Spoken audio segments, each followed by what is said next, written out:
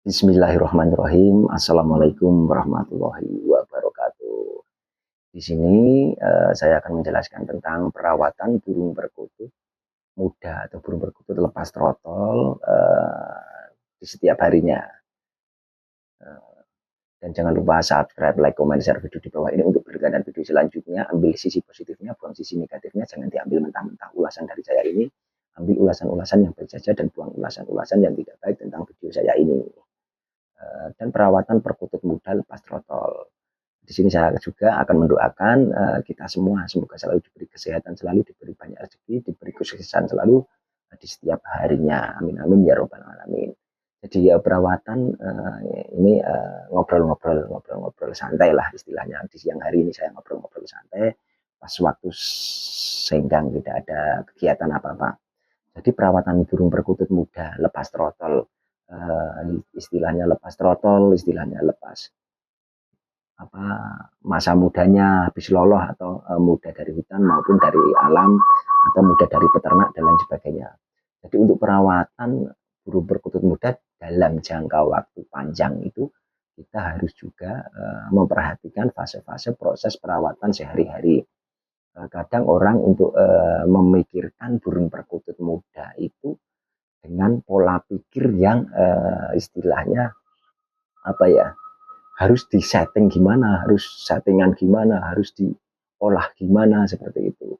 Jadi kalau saya pribadi itu kalau burung perkutut muda itu ya kita biarkan aja semau mereka, mau bunyi, mau manggung seperti apa, semau burung perkutut tersebut. Seperti itu, entah itu burung perkutut lokal maupun burung perkutut crossing maupun burung perkutut Bangkok seperti itu.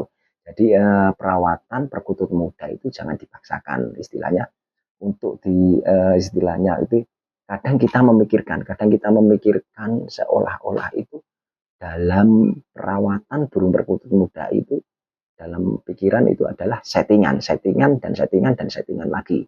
Entah itu settingan pakan, entah itu settingan jamu, entah itu settingan obat tetes dan lain sebagainya.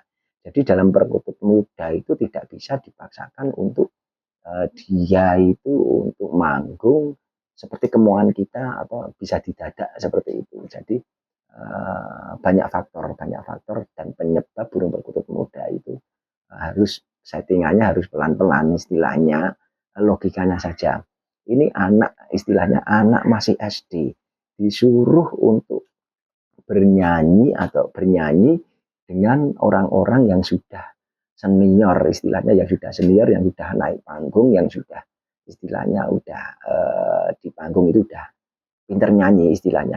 Nah otomatis burung perkutut yang muda ini akan salah kalah mental sama burung perkutut sama penyanyi yang lebih dewasa atau lebih tua. Logikanya seperti itu.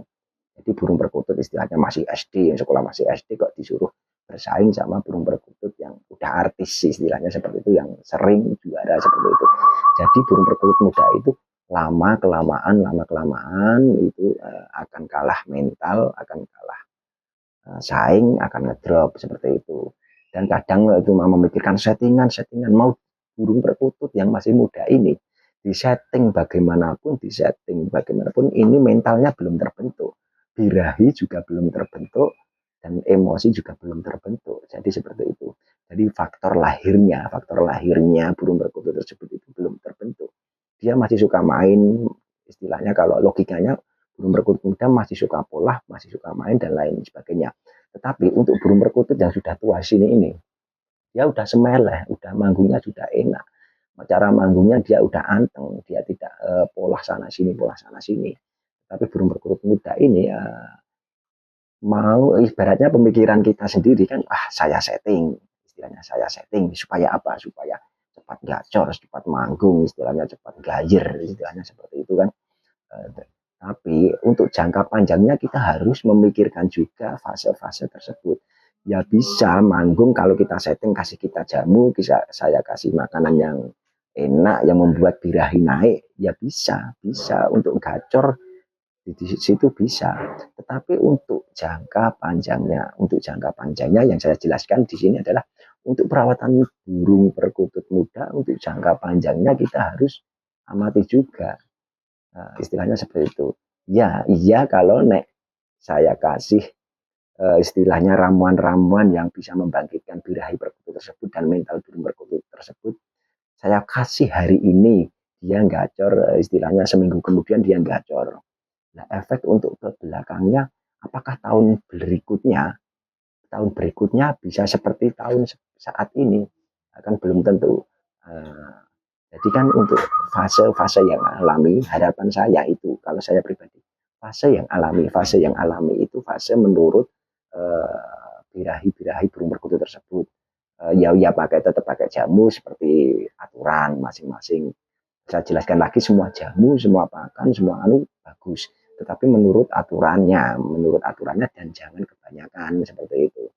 Karena setiap pembuat jamu, pembuat pakan itu udah punya eh, dosisnya, istilahnya seperti itu. Jadi jangan over dosis lah, seperti itu istilahnya, seperti itu. Jadi fase-fase untuk menikmati proses dari yang anakan, dewasa, remaja sampai yang tua, itu kita harus nikmati prosesnya. Nah, apalagi dengan anakan itu, dengan suara burung perkutut, entah itu perkutut lokal, crossing Bangkok, itu dengan udah punya suara yang bagus, kita nikmatinya juga enak, dengan santai, enjoy dari tahun ke tahun, itu enjoy. Seperti itu. Jadi jangan dipaksakan, pas waktu muda itu digelontor terus, di overdosis terus, beberapa jamu dan lain sebagainya. Tapi efek ke belakangnya itu menimbulkan malah tidak baik untuk burung perkutut tersebut. Seperti itu. Jadi kita harus sabar, istilahnya sabar, dan perawatan kalau bisa itu kontinu, bertahap, dan konsisten, istilahnya konsisten. Entah itu dalam pengembunan, penjemuran, dan entah itu dalam perawatan sehari-hari dan lain sebagainya, entah itu melatih mental dan lain sebagainya. Melatih mental bisa di rumah, bisa di teman, bisa di datang di komunitas dan lain sebagainya. Dan satu perawatan ini yang perawatan perkutut muda itu, satu, memandikan, penjemuran itu konsisten, dan pemberian makanan yang tepat, sesuai porsinya, sesuai dosisnya, dan higienis, dan jangan digonta-ganti, istilahnya seperti itu. Kita cari makanan yang tepat untuk burung perkutut tersebut, supaya apa? Supaya perkembangan sistem tubuhnya, organ tubuhnya itu berkembang dengan sempurna. Jangan dipaksakan, di overdosis, overbirahi, tapi kelama-kelamaan di setiap tahunnya itu malah tambah ngedrop, tambah dan mental. Apalagi, ya ini garis bawahi juga, apalagi burung perkutut muda di setting, di overbirahi, otomatis dia gacor. Dan lalu ditemukan untuk sama burung perkutut tua, nah, dia otomatis kan waktu di hari H itu, ya dia mengimbangi, ini gacor burung perkutut muda, gacor, manggung, gayer, mengimbangi, istilahnya mengimbangi. Burung tua juga santai mengimbangi. Tapi kelama-kelamaan burung perkutut muda ini mentalnya yang sulit itu, mentalnya pasti turun, mentalnya turun. Burung perkutut muda masih stabil, yang tua masih stabil, yang muda lama-kelamaan dari tahun ke tahun, dari itu turun dan bisa drop mental. Yang sulit membenahi, yang sulit istilahnya membenahi burung perkutut drop mental itu sulit bertahun-tahun. Jadi karena kalah mental tersebut, seperti itu. Jadi sebelum itu saya menyarankan lagi untuk teman-teman semua untuk berhati-hati menyeting burung perkutut muda, dan fase ke fase. Kalau sampai drop mental itu bukan faktor settingan lagi, bukan faktor settingan pakan, settingan jamu, settingan obat-obatan dan lain sebagainya. Itu udah settingan rohani yang dari dalam tubuh, dari hatinya. Jadi hatinya itu udah kena, istilahnya seperti itu. Kalau hatinya udah kena, dia akan menimbulkan kepediannya lagi, untuk menimbulkan fighternya lagi, itu sulit. Karena dari penyakit dari hatinya, seperti itu. Nah, itu perawatan dan kenyamanan burung. Dan fase kenyamanan burung ini saya jelaskan, kita harus burung perkutut muda lepas trotol, atau burung perkutut muda lepas piye, atau burung perkutut muda yang baru ganti bulu pertama, itu harus, burung perkutut muda harus di penempatan sangkar itu dipisah sama yang burung perkutut yang istilahnya tua, istilahnya seperti itu. Cukup terdengar suaranya ada di beda ruangan lah seperti itu. Jadi dan untuk kenyamanan burung itu banyak faktor. Kenyamanan kandang bisa kita cari berbagai sangkar burung yang nyaman lah istilahnya. Kita cari berbagai sangkar burung yang nyaman, kita cari sangkar burung yang bagus dan tangkringan harus diusahakan tangkringan yang nyaman, tangkringan yang istilahnya bisa pakai kayu asem, bisa pakai kayu yang istilahnya ada seratnya dan dia tidak tergelincir dan dia mencengkram itu nyaman seperti itu. Dan untuk pemberian makanan yang tepat itu kita harus kasih entah itu millet, entah itu apa, dan kita kasih remuan batu bata merah seperti ini dan tempat air minum seperti itu yang bersih yang selalu dicuci seperti itu. Dan penempatannya, perawatannya itu ditempatkan di tempat yang tenang kalau burung perkutut muda itu seperti itu dan suasana rumah yang nyaman. Maksudnya tidak bising karena burung perkutut muda itu dia masih suka istilah kalau orang muda itu masih suka mainan, masih istilahnya masih apa ya labil, belum stabil seperti itu. Dan untuk faktor usia burung perkutut itu muda itu jangan dipaksakan untuk kita harus mengejar ke arena lomba yang besar atau arena yang istilahnya di tiap minggu ada event lomba atau tiap minggu ada event skala kecil regional, entah itu latber, latpres dan lain sebagainya. Karena ya bisalah sesekali, 2 kali maupun 3 kali bisa digantang di situ bisa. Tetapi kan kita harus tahu juga pas waktu kita gantang burung perkutut muda itu lepas throttle itu mau bunyi ya udah kita harus mengetahui aja oh burungku mau bunyi berarti mentalnya ada seperti itu. Jadi disimpan dulu paling tidak itu turun 1 bulan sekali apa gimana, jangan tiap hari bahkan tiap minggu dilatih seperti itu. Dia akan drop mental, nanti sulit mengembalikan mentalnya seperti itu. Jadi cukup tahu saja, wah burungku baru lepas throttle, baru piye kok udah bunyi di gantangan, mengimbangi burung-burung yang lebih tua. Istilahnya kan kita udah senang dulu dong, udah senang dulu. Tetapi kalau kita tidak bisa memanage, kita tidak bisa istilahnya tidak bisa mengerem hobi kita untuk burung perkutut muda, wah senang, saking senangnya kita terus tiap hari di adu terus, tiap hari di kontes terus nanti drop mental juga itu.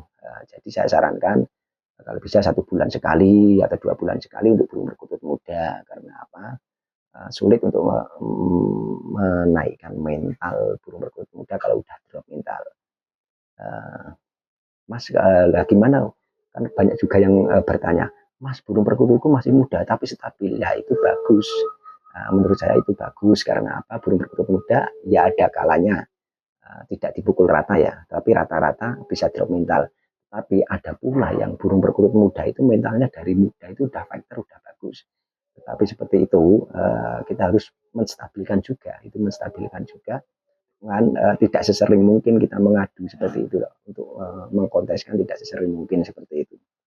Jadi burung perkutut muda itu memang istirahat hati karena istilahnya di anak muda itu dia masih labil seperti itu. Dan untuk kenyamanan mental harus diperhatikan juga. Untuk kenyamanan mental burung perkutut itu ya gimana ya kenyamanan hati burung perkutut itu ya kita usahakan kontak hati burung perkutut itu yang perlu dibenahi, hatinya yang perlu dibenahi, ditempatkan yang nyaman, dikasih sangkar yang nyaman, tangkringan yang nyaman, minuman yang bagus, makanan yang bagus. Jadi burung perkutut merasa nyaman seperti itu. Jadi kadang kan burung tidak gayer, tidak manggung, tidak gacor. Pola pikir kita cuma masalah settingan. Lah itu yang perlu diudari, yang perlu diluruskan maupun yang perlu dibedah ilmunya. Jangan memikirkan di settingan toh. Di settingan luarnya burung perkutut tersebut toh, itu faktor penunjang saja. Tetapi yang kita bangun di sini adalah faktor yang dari dalam, istilahnya dari dalam burung perkutut, dari hati burung perkutut.